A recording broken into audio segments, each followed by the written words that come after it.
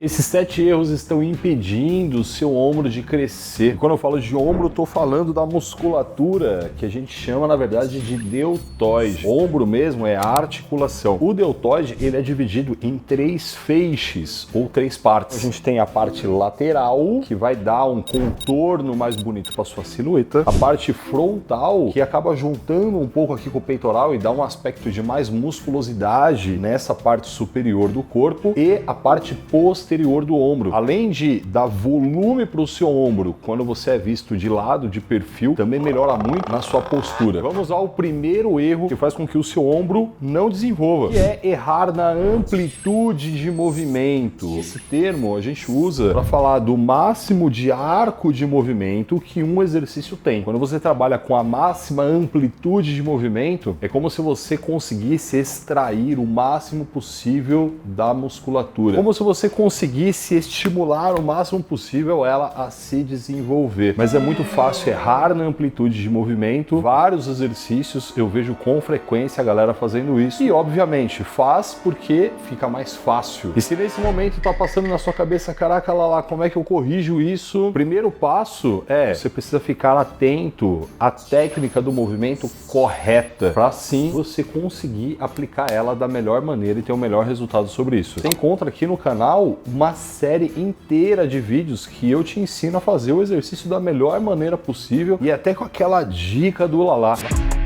O segundo erro é permitir que o trapézio roube trabalho do seu deltoide. Quando você faz uma simples elevação lateral, se você não tomar cuidado, olha o que pode acontecer, ó. O trapézio sobe. Quando você faz vários outros exercícios, como elevação frontal, deltoide posterior, desenvolvimento, o trapézio pode estar trabalhando muito nesses exercícios. Isso acontece de forma intuitiva. Lógico que vai desenvolver menos o deltoide por conta disso. Uma coisa fácil, simples de você colocar no seu treino e já vai mudar completamente é deixar esse ombro baixo. Quando você for ali de frente pro espelho, mantenha o ombro baixo. Vai fazer um exercício de desenvolvimento, mantenha o ombro baixo. Deltoide posterior, abaixa o ombro. E se você estiver frente ao espelho, vai perceber, conforme você vai começando a fadigar, o trapézio começa a puxar. Exatamente porque o seu corpo está dando um jeito de continuar a série. E é exatamente aí que entra você estar vigilante no seu treino. Estar treinando de forma inteligente e não simplesmente levantando pesos de qualquer forma. Você vai para academia para levantar peso ou para desenvolver seu físico da forma mais inteligente possível e ficar longe das lesões, hein? Olá, isso é tão brabo que a gente fez aquele vídeo com o Chevy. Ele é um atleta profissional. Treina há décadas. E você percebeu vários desses errinhos no treino dele, lembra? Uma cacetada. Esse é o tipo de coisa que, se você não tiver vigilante completamente, acaba acontecendo. Treinar de forma correta, perfeita, inteligente é contraintuitivo. Porque se você deixar o seu corpo fazer os movimentos que ele quer, ele vai fazer os movimentos que ficam mais fáceis. E fica mais fácil você colocar um músculo somente para trabalhar e levar ele no limite dele, ou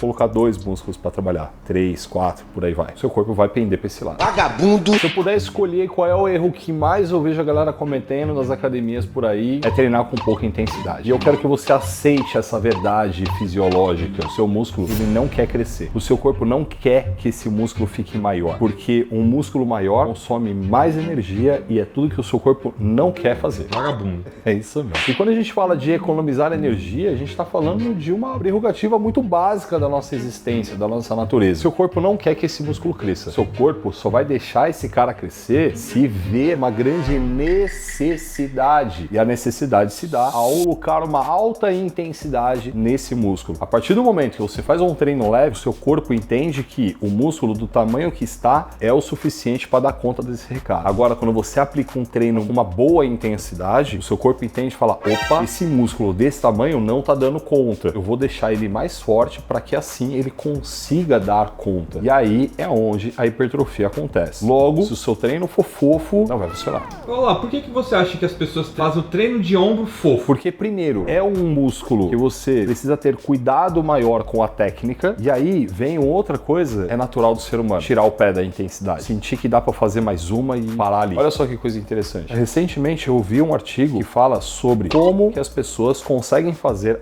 algumas repetições a mais pelo fato de estar sendo observadas. O que será, né? O que o estudo fez? Colocou uma pessoa para fazer a série e falou assim, ó, vai aí até o talo, até a falha, contabilizou a série. E aí depois, numa outra situação, colocou a pessoa com duas pessoas olhando do lado. Duas mulher gata? Não, pera aí, vou chegar nisso. Colocaram duas pessoas ali olhando, assistindo a pessoa fazer. E olha que coisa mágica, elas conseguiram fazer mais repetições. Por que será que quando uma pessoa tá sozinha, ela faz, por exemplo, 10 repetições, e se ela tiver alguém olhando pra ela, observando ela, ela consegue fazer 11, 12? Porque, mano, é natural do ser humano, é natural da nossa mente querer fazer menos esforço. Pro seu cérebro, que ele sempre vai pender pra esse lado. Agora, olha o que o Rani trouxe. Imagina se for aquela mina que você acha ela mó gata. Eu já vi, o cara já tinha terminado o treino, ele fez mais um exercício só pra ficar do lado da mina.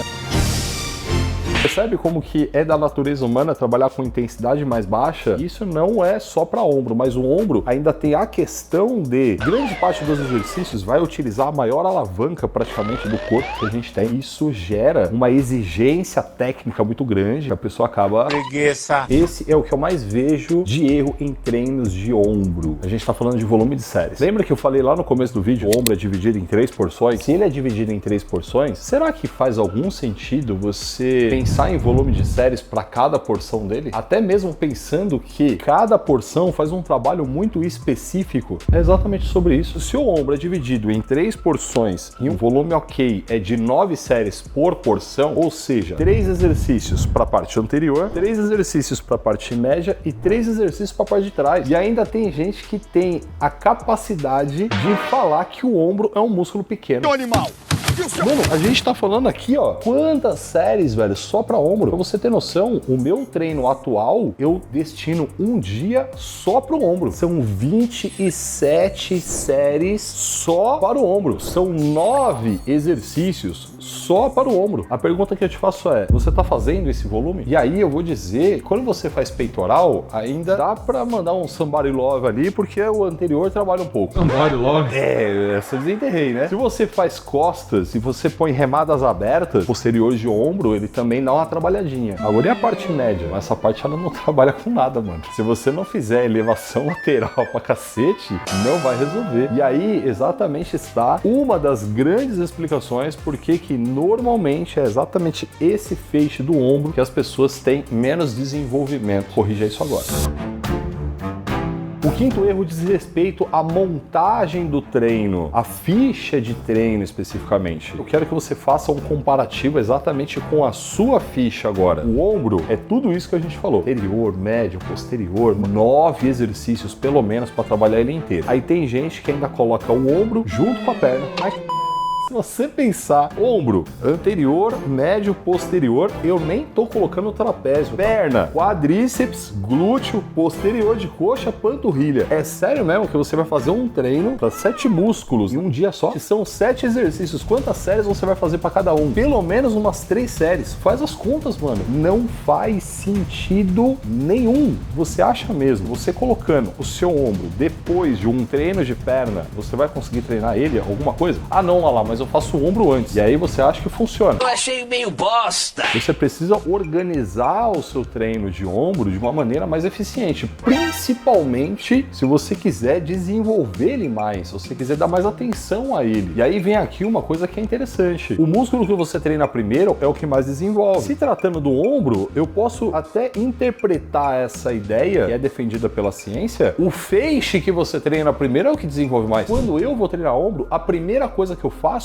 é a parte lateral. Eu vou falar pra você que eu faço 4 exercícios só pra parte lateral. Existem várias maneiras de elaborar um treino para ombro e desenvolver mais esse ombro, ou então, minimamente, colocar volume de séries, etc., de uma maneira que ele desenvolva. Isso é muito técnico, entra em várias questões de montagem de treino mesmo. Precisaria de 1 hora só falando de montagem de treino aqui. O que eu quero é te convidar para você conhecer o Muscle 60 Day, todo o plano que a gente entrega lá dentro da plataforma. Você tem noção, a gente tem um curso que é específico para desenvolver o ombro dentro da plataforma. Você pode se tornar um aluno meu também, ter acesso a tudo isso, ter um time de nutricionistas, personais, fisioterapeutas à sua disposição no WhatsApp. Tem um link aí embaixo, clica aí e dá uma olhada no trabalho que a gente entrega.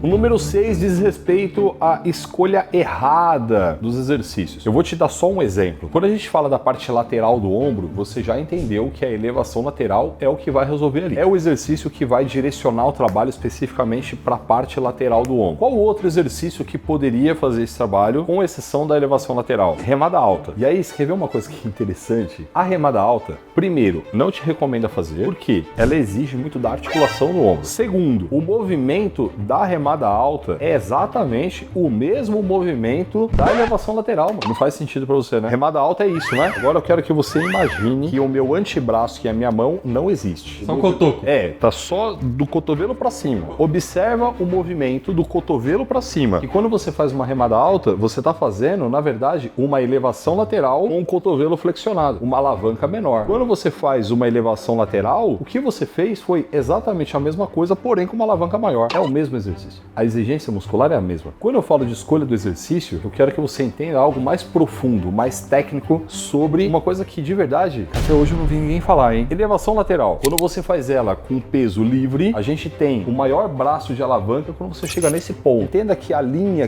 que o peso puxa, a gente chama vetor de força. O vetor de força está para baixo e ele sempre vai estar para baixo, porque é a lei da gravidade. A partir do momento que eu vou descendo, esse vetor ele vai se aproximando do meu corpo, fazendo com que a alavanca vá diminuindo. Quando eu tô aqui, alavanca máxima, muita tensão na musculatura. Quando eu tô aqui, alavanca pequena ou até zero, dependendo da execução. Exigência da musculatura, zero também. Então eu tenho um exercício que me proporciona muito torque, muito trabalho no músculo encurtado. Eu faço aqui algumas repetições. Depois, eu vou fazer elevação lateral num cabo. O cabo, o vetor de força já é uma diagonal. Ele vai me proporcionar o maior torque, o maior braço de alavanca quando eu estiver no meio do movimento. É também uma elevação lateral, mas com uma característica completamente diferente. Além do que, no início do movimento, que com peso o torque era zero por conta da alavanca, agora não é mais. Eu ainda tenho uma exigência no começo por conta do vetor do seu cabo. Já são duas elevações laterais completamente diferentes. Vou te dar uma terceira. Você vai colocar exatamente a polia na altura da sua cintura, porque agora eu tenho o maior torque, o maior vetor de força no início do movimento, com o músculo mais alongado. Então eu tenho uma elevação lateral com o músculo encurtado, uma elevação lateral com comprimento médio, uma terceira elevação lateral com o músculo mais alongado. Isso é saber escolher o exercício. Isso é saber olhar para o exercício e entender as suas peculiaridades e montando esse quebra-cabeça chamado treino com as peças diferentes de forma inteligente. Aqui é treino inteligente, mas só levantar peso